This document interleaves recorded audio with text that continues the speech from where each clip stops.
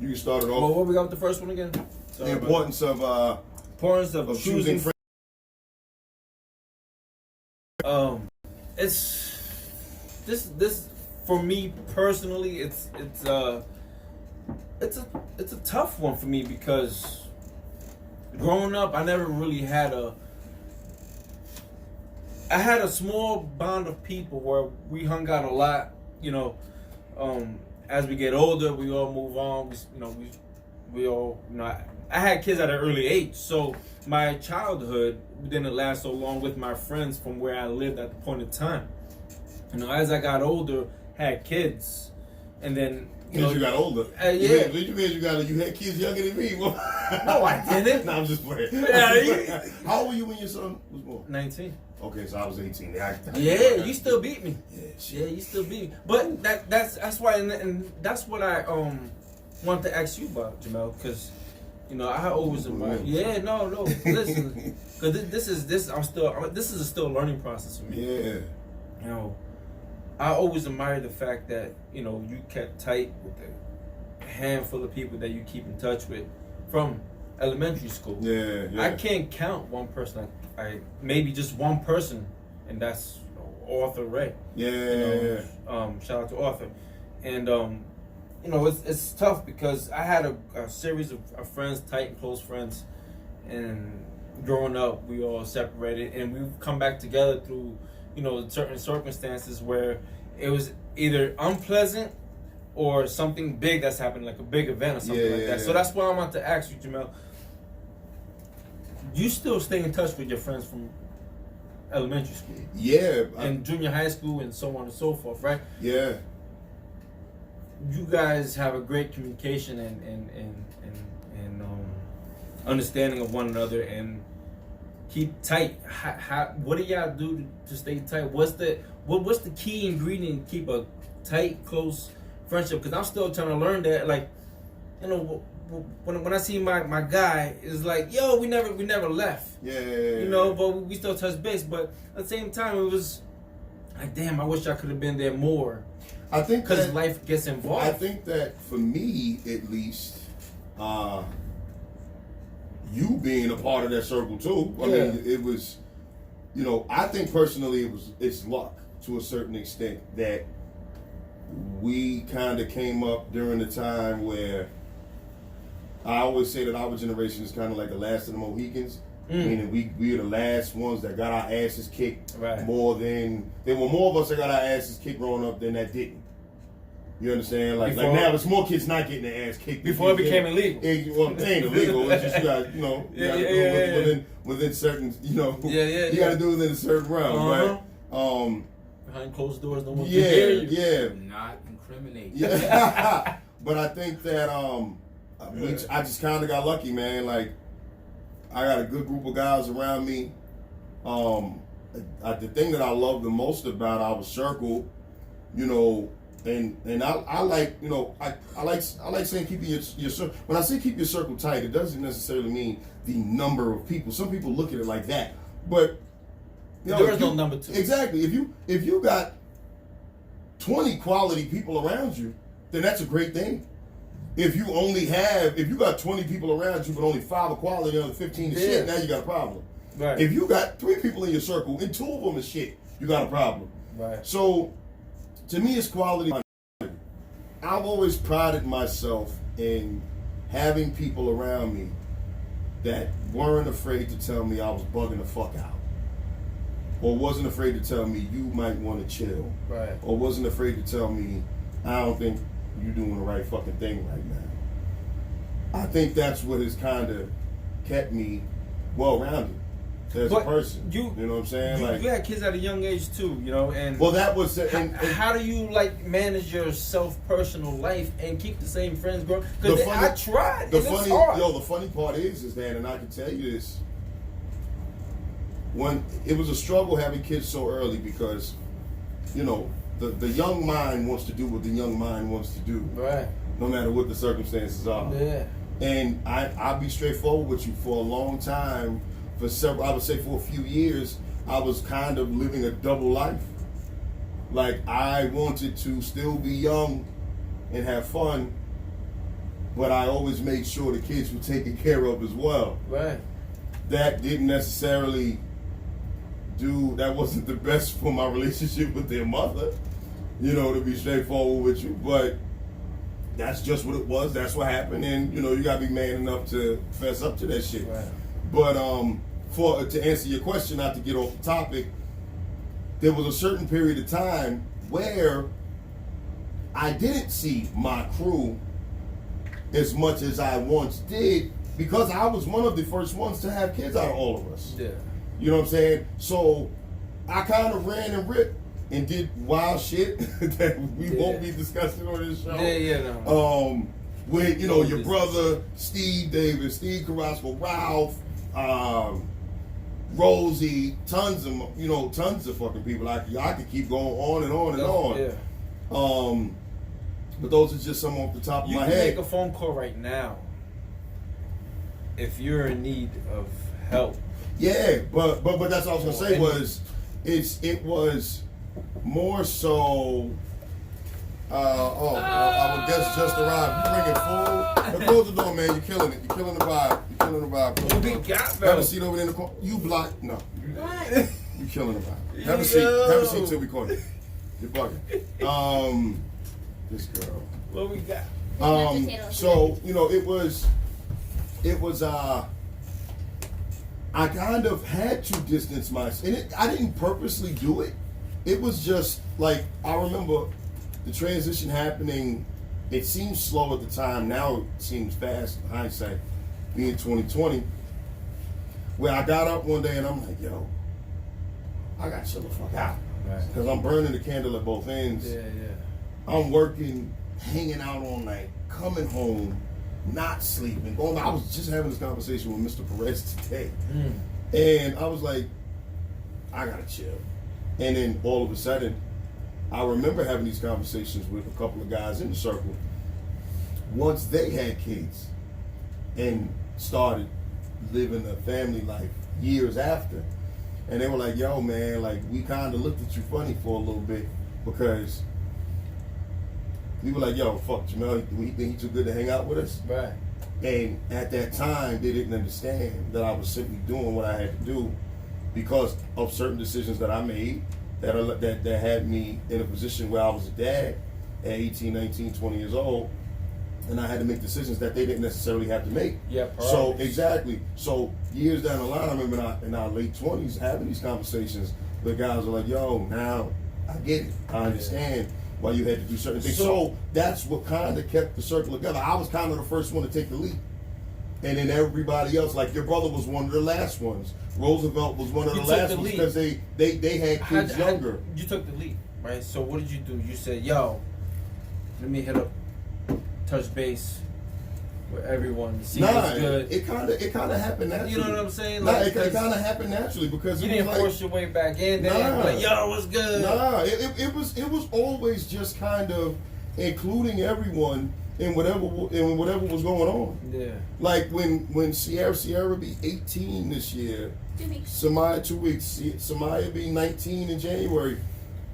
When their birthdays came around. Yeah. Your brother was there, Steve was there, Rob was there, even though they didn't have kids.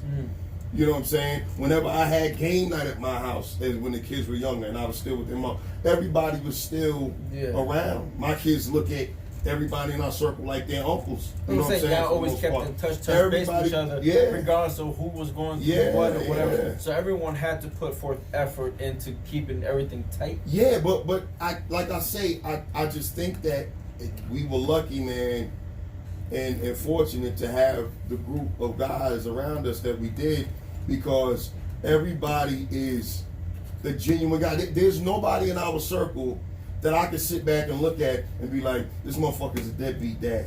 Right. Or this motherfucker don't take care of his kids. Right. Or he ain't doing shit with his life. Now there's some of us that had our wild days and now have our shit together. You know, I'm not talking about anybody, in particular. One I can think of off the top of my head, I talk to him on a regular basis. He's in one of the group chats that we have. He'll tell you himself, not my place to tell, but he'll tell you himself about a lot of the crazy shit he got involved in when we were younger. But he got his shit together now. Yeah, he got it together. He's taking care of his kids. He got a beautiful wife, a beautiful family. And it's just seriously, no bullshit, a solid group of people. And I've always prided myself on the people that I keep around me. I tell my kids, I tell any kid that I come into contact with that I don't fuck with nobody that's not doing what I do every day. Right. You understand? Me and you were tight because you are a great dad and a great husband. Okay? Jeff is a stand-up dude. You understand? LeVar takes care of his kids. Right. You understand? Your brother does the same. Ralph does the same. Roosevelt does the same. James does the same. Freddie does the same. You know, Roosevelt does the same, if I didn't name him. And many others in our circle. So, and I tell you, we don't tolerate motherfuckers that ain't doing that. Yeah. That's just the truth. You know, like you, and we've had this conversation, me, you, and Jeff. If someone isn't, you know, nowadays the term loyalty gets used so much, but it's kind of, it's almost overused. It's almost like, you know, the dollar's worth when inflation takes hold. Right. Like it gets used so much, people you lose the true meaning of it.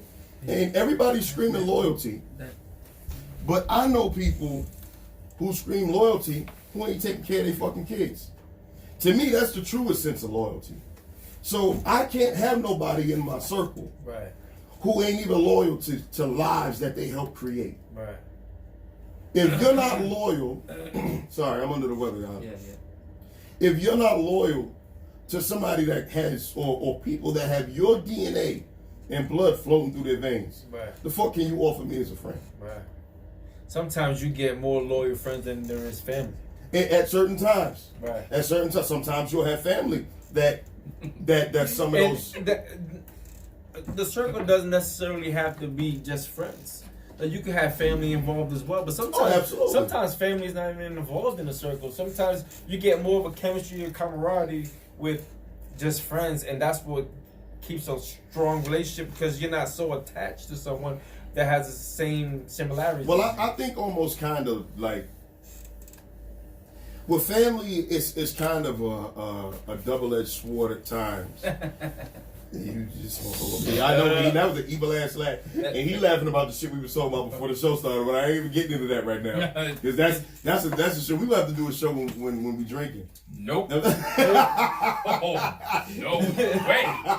And Jeff is gonna be the guest that day. I'm gonna be behind the cameras. Oh, Jeff, now you don't want nothing to do with that You shit. don't want Right? nothing to do with You don't want nothing to do with it. I'm But good, sir. but as far as family goes, you know, I almost, and I don't want to ruffle no feathers by saying this, but sometimes I value. Walk the line. Shit. Walk the line. I almost value. Sometimes when there's no obligation in a relationship, it shows who really gives a shit. Right. Like, me and you Say no more. have no obligation to each other. We ain't blood related. We ain't no. If me and you got up tomorrow and say, I don't want to fucking talk to you anymore, I ain't ever got you. Yeah. Right. But that ain't the case.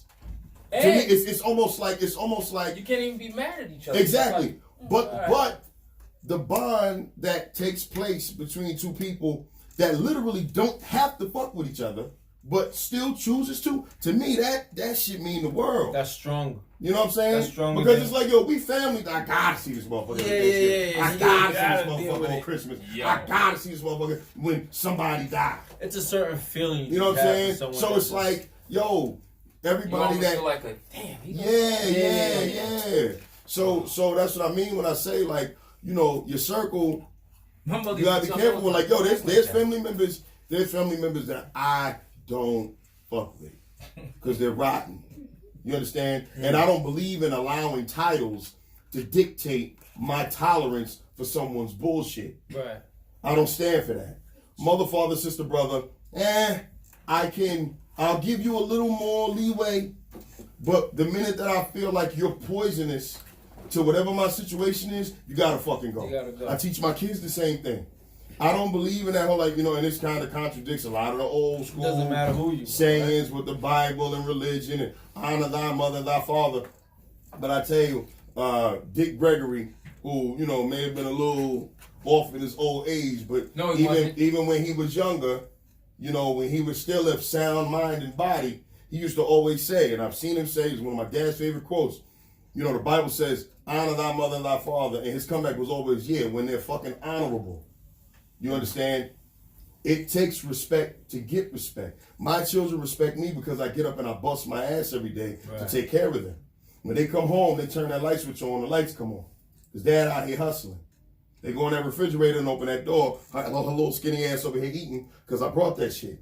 I don't appreciate. You understand? But but that's what allows me to sit and say, yo, I'm doing what I'm supposed to be doing. You got to handle your business in turn. Right. I'm not asking you for no rent money. I'm not asking you for anything in return.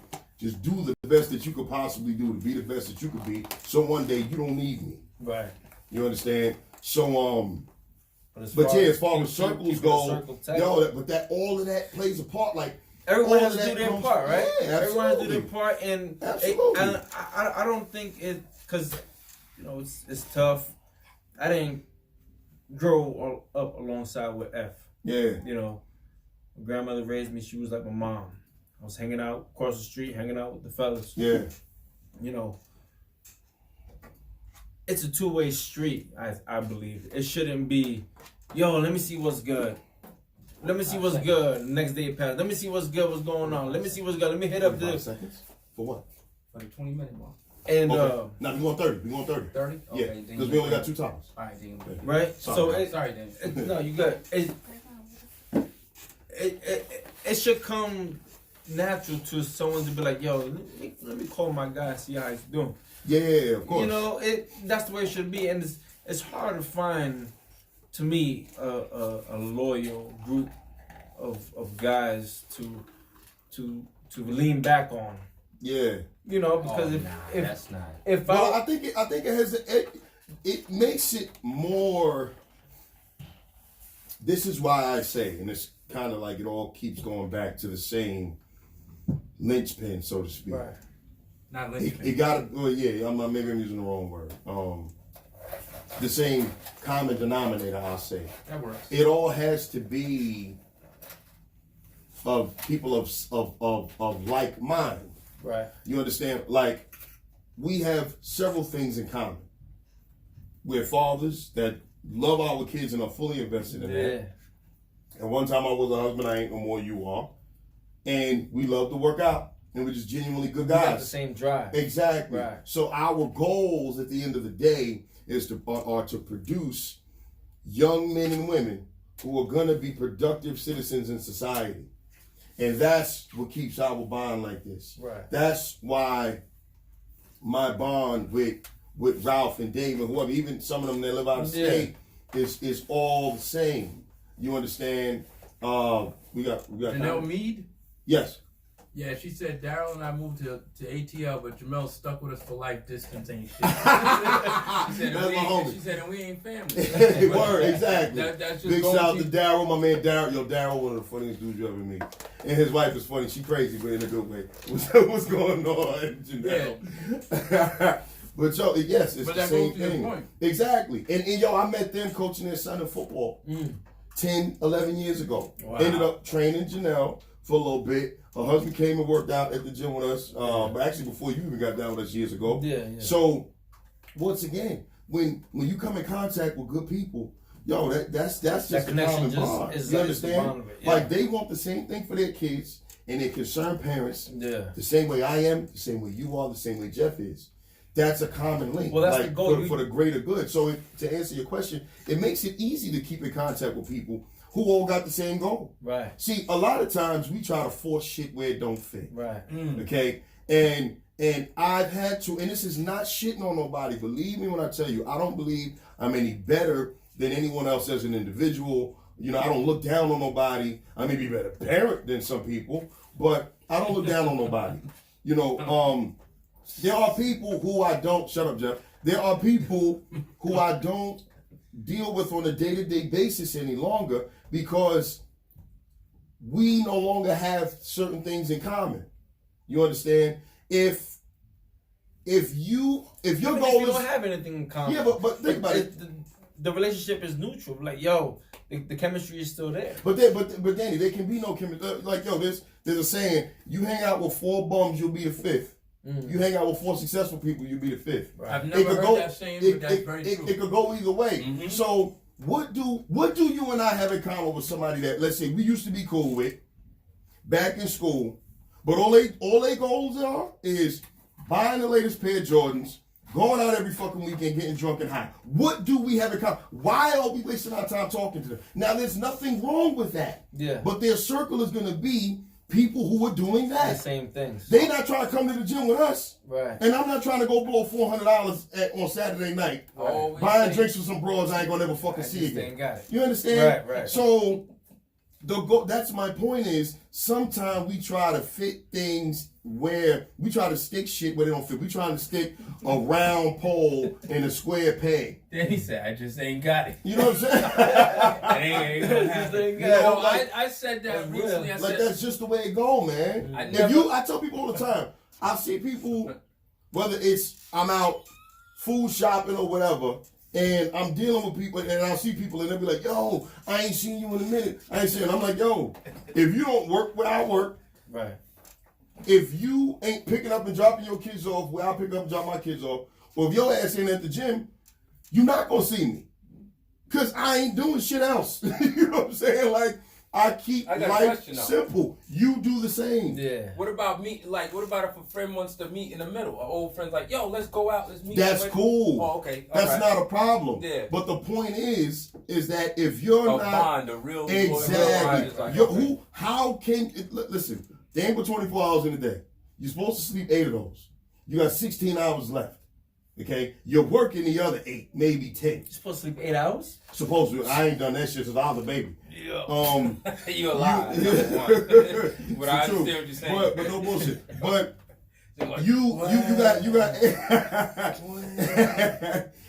you got you sleep 8, you got 16 left, you at work the other 8 or 10. Then you got time with the family, with your kids, with whatever, traffic and commute back and forth to work. When the fuck are you hanging out with somebody that you don't have something in common with? Right. So that doesn't mean we can't go link up for drinks, grab something to eat, or watch the game together on Sunday. Right. But if it ain't that, it's not. Me and you got a problem. We do the same shit every day, Danny. Yeah. I see you every day. Like literally, me and Danny fucking married. We just don't live together. Like it's crazy. Yo, I say it all the time. You know what I'm saying? I've never lost a real friend. Straight up. Never lost a real friend ever. Anybody that's around me, it's like, oh, okay, yeah, that's the. It's about 8 dudes in a group chat we had. We all talk in the group chat literally like every day. Yeah. Okay. Don't talk on the phone with any of them on a daily basis. Stephen Davis probably the one I talk to the most on the phone. Freddie probably tired as well. But those that live out of state, I see James on a regular basis at the school functions. James. My man James Gray. But Ralph and he's younger than me. But Ralph, Roosevelt, and Dave. Out of state. They're out of state. Yeah. Son, you talking about Big Rosie? No, not Big Rosie. But when I talk to them on the phone, it's like we just spoke yesterday. Yeah, you never left. You understand? Yeah. So that's the whole point is. Well, we grew up like literally. People say sandbox days. Like, motherfucker, I've known these guys since we were in 1st, 2nd, 3rd grade. Like and that shit don't go nowhere. That's the way it should be. That shit don't go nowhere. And that's because they ain't changed up. I ain't changed up. They, if anything, our personalities have enhanced and we've become better versions of what we used to be. Because being a parent will do that to you if it's utilized the right way. You know, but yeah, man, like you just lead them by example. Yeah, you know, showing your kids how it is, what a tight circle is about. You know, absolutely. Kids are watching you all the time.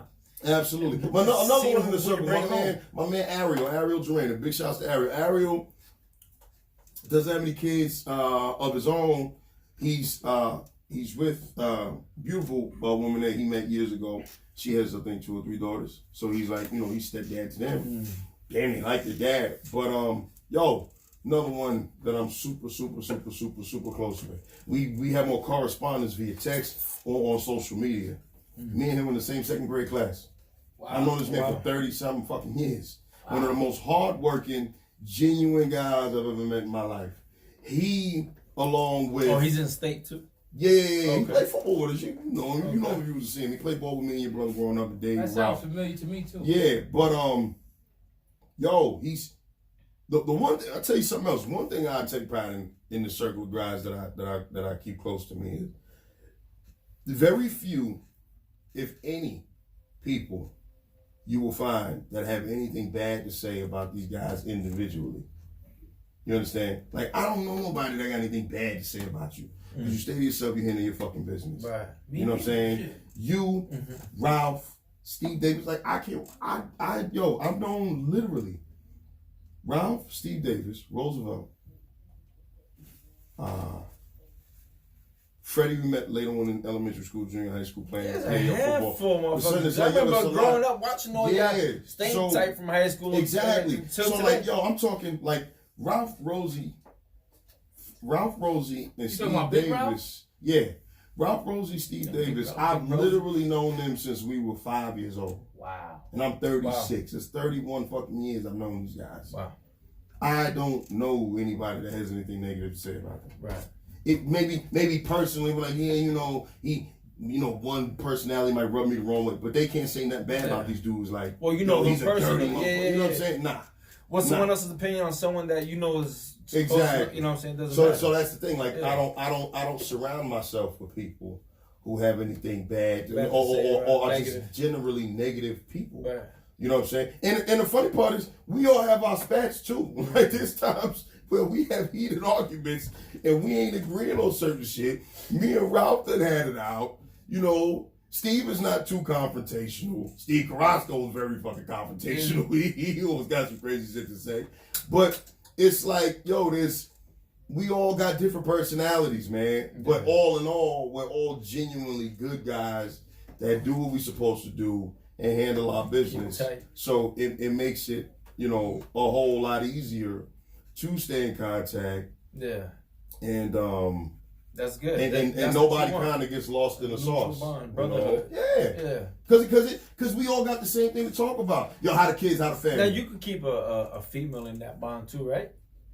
Or is that sketchy? Nah, not at all. Not at all. There's females that I've known for 20, 30 years that I'm cool with. You know, it's the same thing. But generally speaking, you know, it's not that you can't have a best friend that's of the opposite sex, but all in all, it's generally going to be people of the same sex. 'Cause that's who you identify with the most. Right. That's who you know what I'm saying? Like, I'm not going to get no drinks and eat some wings and watch the game with no woman. That's just the truth. Like, there's very few women I know that are into football like that. You know, whether it's Jeff is a Jets fan, I'm a Giants fan. You won't really watch football, but we'll all wake up and go watch it. You know what I'm saying? Yeah. But how many women are really in that fold? Yeah. Not many. And if they are, it's because they were like daddy's little girl and they grew up with their dad and what. But so there's always an exception to the rule. But for the most part, that's not the case. Yeah. That's more of an outlier than it is, you know, the norm. But yo, that was a good topic, man. Thanks for putting me on the spot because I wasn't expecting that. But